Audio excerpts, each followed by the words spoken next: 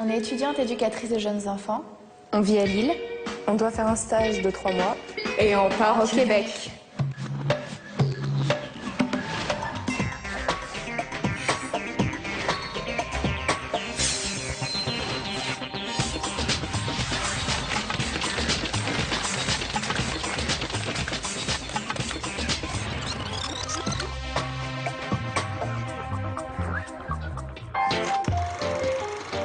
Pour moi, le Québec, c'est les espaces verts, c'est les grands froids, les lacs, Le Saint-Laurent. 3 fois plus grand que la France pour 9 fois moins d'habitants, le Québec est la plus vaste des 10 provinces du Canada. Premier producteur mondial d'hydroélectricité, à la 6e place pour le pétrole, 2/3 de ses échanges se font avec les États-Unis. Pour moi, le Québec, ça représente les cabanes en rondins de bois. le sirop d'érable, le hockey sur glace, le mélange des langues.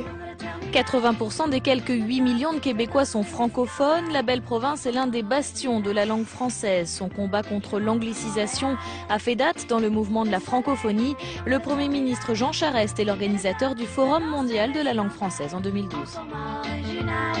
C'est aussi les caribous. Anne, Cindy, Clary et Clémentine sont toutes les 3 en formation à Lille pour être éducatrices jeunes enfants. Elles s'apprêtent à partir pour 3 mois en stage au Québec. Elles comptent bien tester l'accueil légendaire des Québécois et profiter de la richesse de la nature de la province. Alors, pourquoi ce voyage au Québec? Qu'est-ce qui vous pousse à aller au Québec, toutes les 3? Pour découvrir ce pays qui est assez avancé au niveau de la petite enfance. Donc c'est pour ça que c'est très intéressant. Voilà, 3 mois, ça va nous laisser le temps de visiter, de voyager, de découvrir le Québec. Nous, on va essayer de vous aider à préparer ce voyage en répondant à vos questions. A priori, comme ça, est-ce que vous avez déjà des interrogations? On aimerait bien un peu savoir comment ça fonctionne, justement, ce pays. Pourquoi une province française en plein milieu d'un pays cerné par des millions d'anglophones? Comment fonctionne le fédéralisme là-bas? Quel type de décision relève du Québec, de la province, et puis après du Canada tout entier? Comment les deux se vivent ensemble, quelles sont les différences? Ok, on va regarder. Pour répondre aux questions de nos voyageuses sur l'histoire du Québec et sa place dans la Confédération canadienne, nous allons rencontrer Jacques Porte. Il est professeur d'histoire d'Amérique du Nord à Paris 8.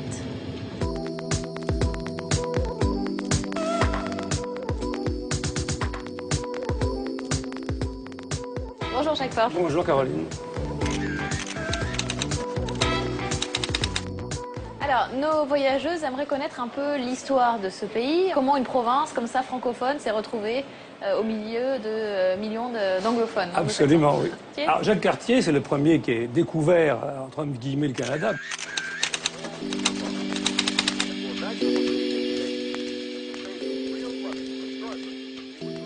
Mais il y a eu pratiquement un siècle entre Jacques Cartier et la fondation de Québec 1608. N'ayant pas trouvé ni métaux précieux, ni rien, ça n'a pas attiré trop. Il a fallu attendre donc le début du XVIIe siècle pour que de nouveau des gens qui voulaient accepter de partir là-bas. Tout a changé avec l'indépendance américaine. Quand les États-Unis deviennent indépendants, ça va provoquer à ce moment-là un afflux d'Anglais aussi bien dans le territoire de la Nouvelle-France que dans d'autres parties du Canada. Avant, il y en avait très peu. Et il est resté une concurrence entre les anglophones et les francophones? Oui, c'est-à-dire que là, la province de Québec, devenue province de Québec après la Confédération du Canada en 1867, a été le refuge des Canadiens français, puisqu'on ne les appelait pas encore Québécois, et qui ont cultivé leur identité. Identité donc qui était française et catholique pour l'essentiel.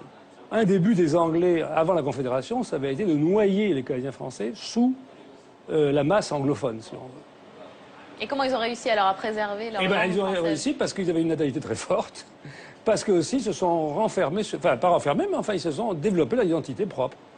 Parce que le français est la langue officielle. Mais non, il y a la langue officielle, oui. Il y a une langue officielle du Québec, qui est contestée par certains parce qu'elle briderait les efforts économiques de certaines entreprises. Mais c'est depuis 1977, c'est la charte de la langue française.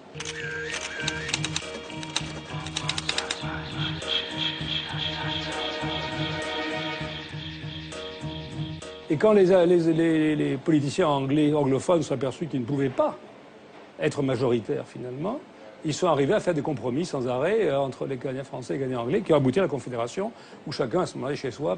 Et tout. Et donc ils ont gardé ce côté-là jusqu'aux années 60, si on veut, dans le cadre de la Confédération, en développant toujours une espèce d'identité un peu retardataire par certains côtés, un peu contre le progrès, marqué par l'Église catholique, par tout cela. Et donc tout ce phénomène-là, donc de retard relatif du Québec, va éclater à partir des années 60. Ce qu'on a appelé, dans une expression qui a été ensuite imitée en France, la révolution tranquille. Et c'était l'idée donc qu'on pouvait faire une révolution sans la force finalement et sans la violence. Il y a eu un tout petit peu de violence, mais pas tellement peu que c'est quand même très marginal. Et donc là, il y a eu un effort de modernisation incontestable du Québec, modernisation culturelle, avec des gens comme Charles Bois, comme Félix Leclerc et autres, littéraire avec des auteurs nouveaux, Marie-Claire Blais, des gens comme ça, et politique aussi, puisqu'il s'est agi de renforcer l'État du Québec et d'en faire véritablement un État à partir des années 60, avec l'aide de la France cette fois-ci, qui a accepté d'aider, après De Gaulle surtout, après 67, à essayer d'aider maximum le développement du Québec comme État, parce que le pari de Gaulle était qu'il deviendrait indépendant un jour. Oui. On se souvient évidemment de sa fameuse phrase. Et vive le Québec libre, bien sûr, du 24 juillet 67. La France entière sait, voit, entend ce qui se passe ici. Et je puis vous dire qu'elle en vaudra mieux. Vive Montréal, vive le Québec.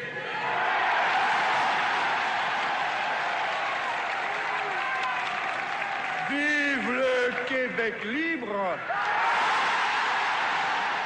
Et ça a aidé, bien sûr, à placer, pas tellement les Québécois eux-mêmes, mais à placer le Québec sur la carte du monde, enfin, à faire que ça existait.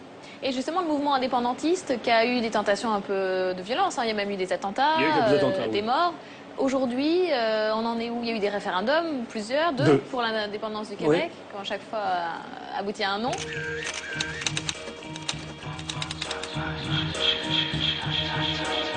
Et aujourd'hui, les indépendantistes, ils pèsent quel poids politique? Le problème, c'est ça, c'est que le Parti québécois avait été quand même fondé sur l'idée d'indépendance du Québec, mais en même temps, une fois que maintenant la perspective d'un référendum s'éloigne, le Parti québécois en lui-même perd une part de son identité. Et qu'est-ce qu'il est fait pourquoi?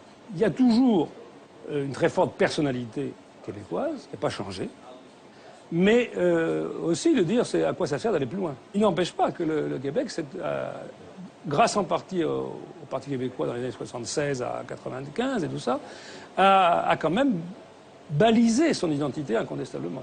Mais enfin, ils sont quand même dans une situation qui est toujours un petit peu, pas ambiguë, mais par rapport au Canada, ils sont dedans sans l'être. Et alors justement, pour comprendre comment marche un peu ce fédéralisme canadien, parce que ce qui intéresse nos voyageuses, c'est par exemple tout ce qui concerne les lois sociales et notamment ce qui concerne la petite enfance, puisqu'elles vont faire un stage dans l'éducation des enfants.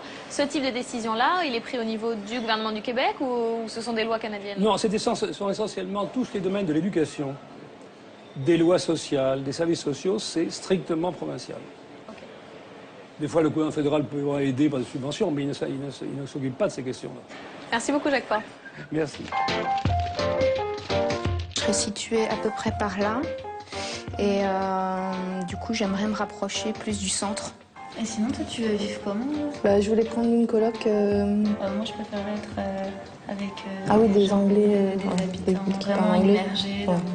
Et tu voudrais rester dans le quartier anglophone, du coup? Tant qu'à faire, autant profiter à fond de la langue. Vous êtes sensible au fait que le Québec fait partie tout un mouvement de défense de la francophonie? Je pense que c'est important de soutenir ça. L'anglais a tendance à prendre le pas un peu partout à travers le monde et de se dire que ça persiste dans certains pays. On a envie que ça continue. Ouais.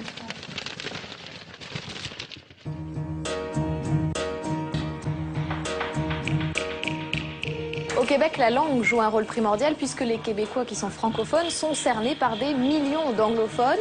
Et l'un des meilleurs outils de défense de la langue française, c'est la chanson. On va rencontrer maintenant une star de la chanson québécoise, Cœur de Pirate, qui est en concert en France. Bonjour, Cœur de Pirate. Bonjour. Le français, la langue française, pour vous, qu'est-ce que ça représente?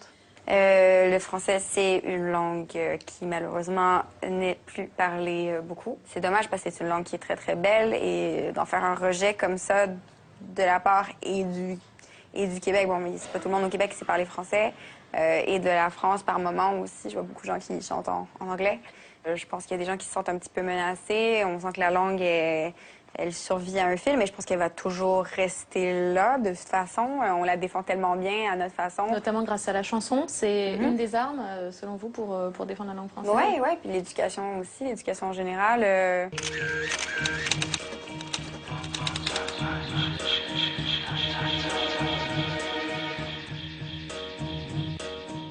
Alors, il y a un sujet qui est tabou entre les Français et les Québécois, c'est l'accent. Ouais. Nous, on trouve que vous en avez un. Vous trouvez que nous, on en a un. Est-ce que c'est... Nous, on parle comme vous au 16e siècle, c'est ça? C'est ça. Je sais pas. Apparemment. Je sais pas si Ben, moi, je dis soulier, donc quand je dis soulier, les gens, ils me regardent genre, mais tu t'en vas sur ton cheval et tout. Ouais. Non, mais ouais, j'avoue qu'on a un accent. Vous avez un accent. On a tous un accent. Il n'y a pas de... C'est un truc qui vous énerve, qui vous vexe ou moi, ça vous m'énerve amuse? pas. Ça m'énerve pas du tout. Et est-ce que vous avez quelques expressions typiques québécoises qui vous viennent à l'esprit? Ouais, genre on dit magasiner, on dit à la place de Ça, c'est faire les du magasins? shopping. Ouais, Ah. à la place de faire du shopping, c'est magasiner. Tomber en amour. Tomber en amour, c'est ma Ça, c'est préférée. joli. Ouais. Et justement, blonde. Mon album s'appelle Blonde parce qu'au Canada, au Québec, on dit quand on veut dire ma blonde, ça veut dire mon amoureuse. Le premier album il parlait de mon adolescence, alors que là, je parle de mon passage à l'âge adulte. Et vos histoires d'amour? Et mes histoires d'amour, du coup. Donc, comment j'ai aimé dans un contexte où c'était plutôt impossible. Pourquoi? Parce que j'avais aucune idée de comment ça s'était censé fonctionner des relations amoureuses. En fait, je connaissais rien parce que quand j'étais ado, j'avais justement pas d'amoureux. J'étais pas populaire à l'école. Donc, j'avais pas de chum. Et puis, Chum, ça, chum, ça c'est notre. Et aujourd'hui, ça va mieux en amour? Ouais, ça va quand même mieux.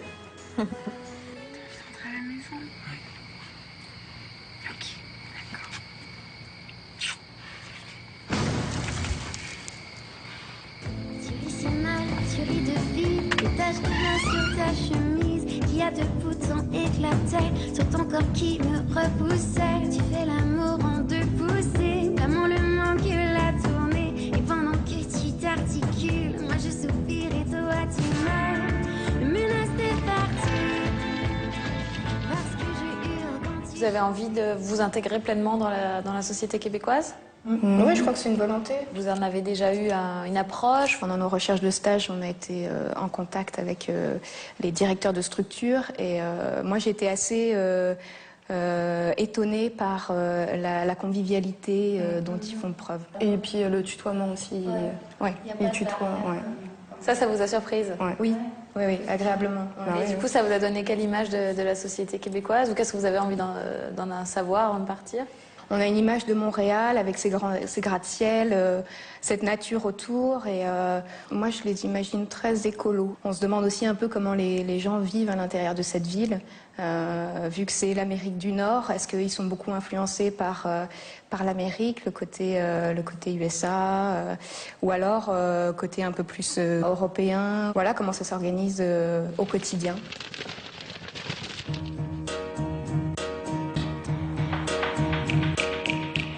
Nos voyageuses ont bien l'intention de s'intégrer dans leur pays d'accueil. Elles ont même envie de faire une colocation avec des Québécois. Du coup, elles voudraient connaître leur mode de vie. Société plutôt à l'européenne ou plutôt à l'américaine? On en parle avec Marie-Ève Lacasse, journaliste québécoise qui vit à Paris. Bonjour Marie-Ève Lacasse. Bonjour.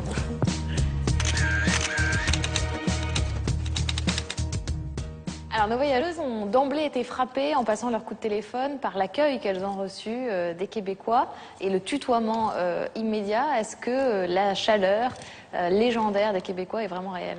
C'est ce qu'on dit. C'est vrai que c'est une des choses qu'on entend très régulièrement et surtout de la part des Français. Il me semble que l'accueil ou le caractère jovial ou accueillant des Québécois passe par autre chose que le tutoiement, en fait. Est-ce que c'est une population particulièrement tolérante? Je suis obligée toujours de comparer avec la société française, mais plus tolérante sur la différence, peut-être moins normative, un petit peu moins conformiste. Le mariage gay est autorisé, par Ou exemple? le mariage gay est autorisé, mais pas qu'au Québec, dans toutes les provinces. Donc voilà, c'est peut-être pas propre non plus au Québec. Toutes les religions sont respecté, plus ou moins, même si parfois ça cause des petites frictions et ça commence à en causer de plus en plus. Mais quelque chose que j'ai déjà vu au Canada, que j'aurais jamais vu en France, c'était un policier qui était sikh et qui portait ce turban sur la tête, donc il portait pas le chapeau des policiers, qui est un képi là-bas, et je pense que ça c'est quelque chose qu'on ne pourra jamais voir en France. Et justement, surtout à Montréal, qui est une ville très multiculturelle, très métissée, savoir si chaque communauté, si c'est un peu à l'anglaise, si c'est très communautaire ou si c'est plus mélangé. Je pense qu'il y a un idéal de mélange. Or, quand on y vit, on se rend compte que malheureusement, les communautés vivent souvent en ghetto. Les Chinois restent entre eux et parlent le chinois, donc c'est difficile finalement d'entrer en relation avec ces communautés qui restent très fermées sur elles-mêmes. Je pense qu'il y a un idéal de mixité, mais il n'est pas toujours vraiment abouti, sauf pour évidemment les enfants d'immigrés qui eux sont allés à l'école francophone, parce que c'est obligatoire, et parlent le français, et ensuite forcément se mêle à la population. Clary, elle a été plutôt marquée par les images de gratte-ciel, surtout à Montréal, qui lui donnent l'impression que c'est un État très américanisé. Alors, est-ce que c'est l'influence américaine qui domine ou est-ce que c'est l'héritage français Comment ça se passe, la dualité? Est-ce qu'il y a une influence qui prend le pas sur l'autre? C'est une question très intéressante parce que quand j'étais là-bas, j'étais persuadée que les Québécois étaient assez européens dans leur manière de vivre. Mais en fait, en vivant en France depuis 10 ans, je me rends compte à quel point c'est une société très américaine dans ses valeurs, dans son économie, dans sa politique, de plus en plus. Donc, je trouve que c'est une société qui est finalement beaucoup plus américaine qu'européenne et qui s'américanise de plus en plus. Et d'ailleurs, j'ai vu des statistiques sur les étudiants québécois qui font des échanges à l'étranger. Et la France et l'Europe apparaissent beaucoup moins maintenant comme des destinations de rêve pour étudier que les États-Unis. Ouais. Donc, donc il y a un risque pour la francophonie du Québec, à votre avis? Ah oui, je pense. De toute façon, Montréal maintenant a basculé. Il y a plus d'anglophones que de francophones. Et oui, je pense qu'il y a un danger réel pour la francophonie, bien sûr.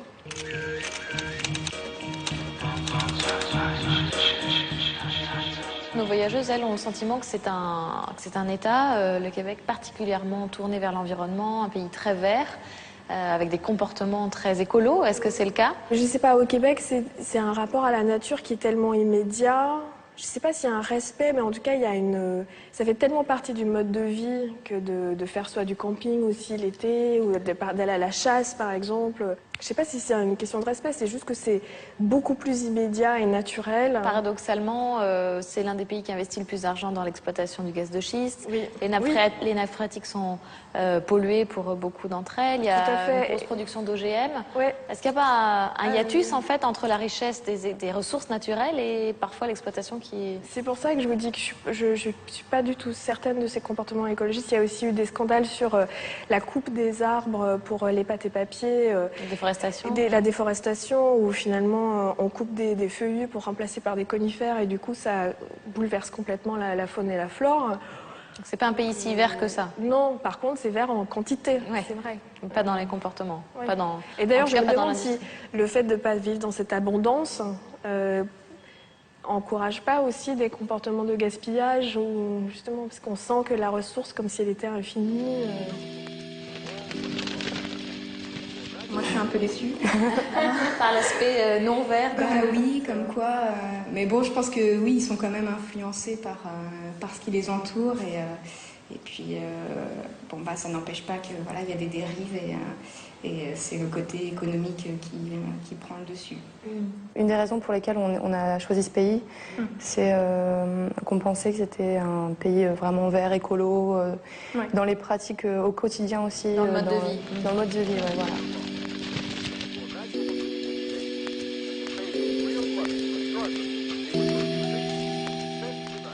La richesse et l'immensité de la nature, c'est l'un des principaux atouts touristiques du Québec. La forêt recouvre plus de la moitié de la superficie de l'État. C'est l'un des plus grands réservoirs d'eau potable de la planète.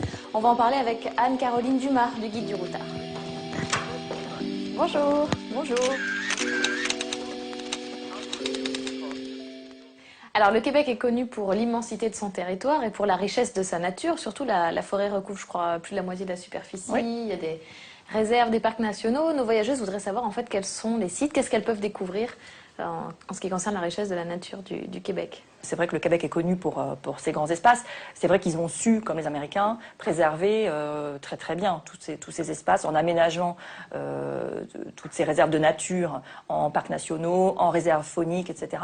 Il faut reconnaître que c'est quelque chose c'est un travail admirable. Donc, pour ça, effectivement, tout a été préservé impeccablement, très bien organisé, voilà, parfaitement administré. Donc, c'est vrai que l'observation d'animaux, par exemple des baleines, est très importante au Québec. L'observation des baleines est devenue une activité phare dans l'industrie touristique québécoise. Quels sont les autres animaux? Parce qu'il y a des noms qui font rêver, un peu les caribous. Voilà. Alors effectivement, les caribous et les orignaux, on peut les voir en pleine nature. Il n'y a pas d'observation organisée, on va dire, de ces animaux. Alors qu'il y a des observations organisées de baleines, il y a des observations organisées d'ours aussi, qu'on peut aller voir, d'ours noirs. Hein, c'est la seule espèce d'ours que l'on peut voir au Québec. Et elles ne seront pas déçues, ça c'est évident. Le Québec est aussi connu pour la rudesse de ses hivers, 120 à 160 jours par an, je crois, 6 à 8 tempêtes. Comment on s'y prépare? Que font les habitants et que doivent faire donc les voyageurs pour affronter ces hivers? Alors effectivement, il faut être... les Québécois, ils ont l'habitude de gérer ces hivers, même s'il reste un défi. Hein, il faut arriver effectivement à passer cet hiver qui peut durer jusqu'à avril. Mais aujourd'hui, dans la société moderne, entre le confort des maisons, l'isolation thermique, les doudounes high-tech, tout le monde arrive à s'en sortir et les Québécois sont très, très bien équipés pour ça. Ça peut descendre jusqu'à combien? Moins 30, je crois, oui, à peu près. Il faut se préparer, on ne part pas au Québec en hiver sans avoir un certain équipement. Et puis, on y va aussi pour faire un certain type d'activités qui ne sont évidemment pas les mêmes que l'été. Donc on peut faire du ski de fond pour ceux qui aiment, on peut faire du ski alpin. À moins de 2 heures de Montréal, il y a la station de Mont-Tremblant qui est une petite station qui accueille aussi bien des skieurs de fond que des skieurs alpins. On peut faire des balades à motoneige, ça marche très très bien avec un réseau qui est assez unique au monde, je crois. On peut faire des balades à chien de traîneau, une autre activité qui plaît beaucoup. On peut faire des balades en raquette. On peut faire de la pêche blanche. Donc pour ceux qui aiment la pêche, c'est la pêche en fait à travers la glace. Donc vous voyez, les activités ne manquent pas. Comme le chantait Charles Bois, ils aiment se marier avec l'hiver, ils ont l'habitude de se marier avec l'hiver. Ils aiment aussi la sortie de l'hiver et ils la célèbrent. Qu'est-ce qu'ils font à la sortie de l'hiver? En fait, donc au moment où le redoux réapparaît enfin, donc la neige commence à fondre, c'est la période en fait où on saigne les érables pour extraire la fameuse sève en fait et qui donnera après le sirop d'érable. Donc on fait chauffer cette sève et on la répand sur de la neige propre et en fait ce sirop se transforme un peu en sucette et c'est ce qu'on appelle la tire d'érable et c'est une coutume typiquement québécoise que les habitants ont plaisir à retrouver chaque année. Tous les habitants se retrouvent dans les cabanes à sucre pour fêter cette tire. Merci beaucoup. Merci à vous.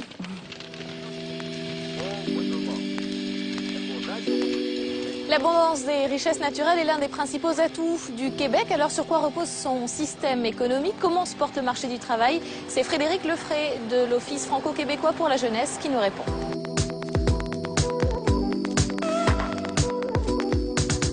Bonjour Frédéric Lefray. Bonjour. Donc on a vu que le Québec était très riche en ressources naturelles. Donc sur quoi repose son économie? Est-ce que c'est justement l'exploitation de ces ressources? Alors, les richesses naturelles sont une exploitation très importante. D'ailleurs, quand vous regardez dans le PIB du Québec, vous avez 3 axes. Le premier, c'est tout ce qui concerne les métaux. Donc normalement la richesse bien évidemment du sol. Ensuite, vous avez tout ce qui est nouvelles technologies. Quelque chose de très important au Québec. Et évidemment, on le connaît par Bombardier, l'aérospatial, qui est quelque chose de très important, qui d'ailleurs c'est à peu près 17% du PIB. Au niveau de l'énergie, la spécificité, c'est l'eau. D'accord. Voilà, donc Hydro-Québec, qui est quelque chose d'énorme au Québec, qui permet bien évidemment d'exporter l'électricité aussi bien des autres côtés de la province du Canada, mais surtout aux États-Unis. C'est un des premiers, des plus grands fournisseurs au monde d'électricité. Et justement, les échanges, en dehors de l'électricité, les échanges commerciaux se font essentiellement avec les États-Unis? Alors, à 2 tiers avec les États-Unis, la crise est passée et actuellement les entreprises québécoises, et c'est pour ça d'ailleurs moi au titre du cercle des dirigeants franco-québécois d'entreprise, ce qu'on fait systématiquement, c'est qu'on essaye de faire en sorte que les Québécois exportent plus avec l'Europe et on a... Multiplie les partenaires en fait. Multiplie les partenariats et la crise nous a donné raison. étant donné que beaucoup d'entreprises québécoises étaient liées avec les industries automobiles des États-Unis. La crise a fait que malheureusement ça a moins fonctionné et maintenant les entreprises québécoises se disent on va rééquilibrer et on va aller de plus en plus vers l'Europe et notamment vers la France. D'accord. Alors justement, ce qu'elle voudrait savoir à nos voyageuses, c'est un peu comment le Québec a survécu à la crise ou survit encore puisqu'on n'en est pas sorti. Est-ce qu'il y a des spécificités? Alors, comment il s'en sort? On peut dire que le Québec a bien traversé la crise. Quand vous voyez qu'aujourd'hui, le Québec est la province qui aura le plus de taux de croissance en 2012 du Canada. Ils vont être à peu près à 2,2%. Donc vous voyez un petit peu ce que ça fait par rapport à la France. En plus, ils ont un système qui leur permet d'avoir bien fonctionné. D'ailleurs, le monde entier vient voir le fonctionnement des banques canadiennes, tout simplement parce que depuis les années 80, les banques canadiennes d'affaires et de détail sont séparées. Donc à partir du moment où les banques d'affaires ont eu des problèmes, il n'y a eu aucun impact sur le crédit au point de vue des particuliers, des entreprises au Québec. En matière de crise, quand vous regardez la démographie du Québec et son activité économique, 8,2 millions d'habitants, d'ici 2016, 1,2 million d'emplois à pourvoir, ce qui est énorme pour un pays. Et donc, il y a une attirance pour le Québec en ce moment, et notamment les Québécois font beaucoup pour que les francophones, et les Français en particulier, puissent venir au Québec travailler. C'est une immigration de travail? C'est une immigration au travail. Et les francophones sont privilégiés? Tout à fait. Et vraiment dans les francophones, les Français. Alors justement, elles, nos 3 voyageuses, elles partent en stage pour l'instant, mais elles n'excluent pas, pourquoi pas, si elles s'y plaisent, d'essayer de rester, travailler là-bas, dans le domaine de la petite enfance. Ce sera facile, vous pensez, pour elles? Alors, facile, ça se prépare. Ça se prépare, nous, au titre de l'Office franco-québécois pour la jeunesse. Nous, c'est ce qu'on fait. On aide 7000 jeunes chaque année à se préparer à travailler au Québec. Et sur le domaine de la petite enfance, elles ont de la chance, elles sont sur un secteur porteur. Les Québécois sont très novateurs dans tout ce qui est politique sociale. Par exemple, ce sont les premiers, pour la petite enfance, c'est ce qu'elles vont découvrir, qui ont inventé ce qu'on appelle la pédiatrie sociale. Ça permet, dès que vous avez un enfant à l'âge de 3 à 4 ans, où on décèle quelque chose qui ne convient pas, à partir de ce moment-là, il y a toute une équipe pluridisciplinaire qui intervient auprès de l'enfant, des parents, de la famille, des voisins et des gens qui habitent autour. Et leur leitmotiv, c'est vraiment de mettre la prévention en avant. Et est-ce qu'il y a d'autres comportements ou d'autres conseils que vous donnez pour bien se comporter dans une entreprise et finalement bien être accepté? Alors, le conseil, c'est tout simplement de ne pas avoir peur du tutoiement. Ouais. Le tutoiement est de rigueur, donc ça c'est très très bien. Ça permet de s'intégrer et ne pas hésiter à donner des idées. Dans toutes les entreprises où on place des Français qui vont travailler de 3 à 12 mois, qu'est-ce qu'on voit? On voit tout simplement qu'à chaque fois qu'un Français propose quelque chose, contrairement à un stage dans une entreprise française, les Québécois disent essayons. Au niveau du recrutement, ce qui est privilégié, c'est avant tout vos compétences humaines, c'est-à-dire votre savoir-être. Après, évidemment, on va regarder si vous avez les compétences techniques. Mais si vous n'avez pas un bon caractère, si vous n'êtes pas capable de travailler en équipe et d'apporter quelque chose de nouveau, vous êtes moins privilégié. Donc on regarde moins le CV et les diplômes. Voilà. Et c'est pour ça que nous, par exemple, à l'OFQJ, on donne des cours de CV à la québécoise pour permettre aux jeunes de mettre en avant tout ce qu'ils ont fait en dehors de leur travail. Par exemple, la personnalité. La personnalité, si vous avez travaillé dans une association, si vous êtes ce que les Québécois n'aiment pas, c'est quelqu'un qui, sur un CV, va avoir que des diplômes et rien autour. Merci beaucoup, Frédéric Lefray. Merci.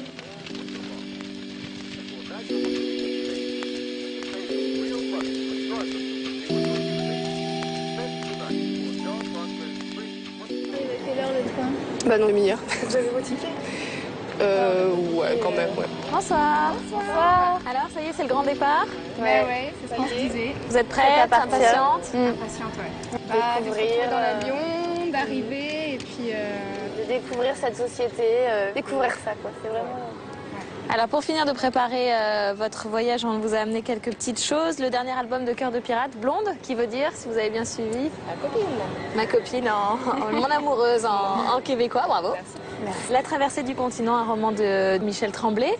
Merci. Et puis ça, c'est un classique, un vieux roman, Maria Chapdelaine, qui a écrit en 1913 et qui a participé de la conscience collective québécoise. Merci. Amusez-vous bien, envoyez-nous des nouvelles. À bientôt. Bon voyage. Merci. Au revoir. Au revoir.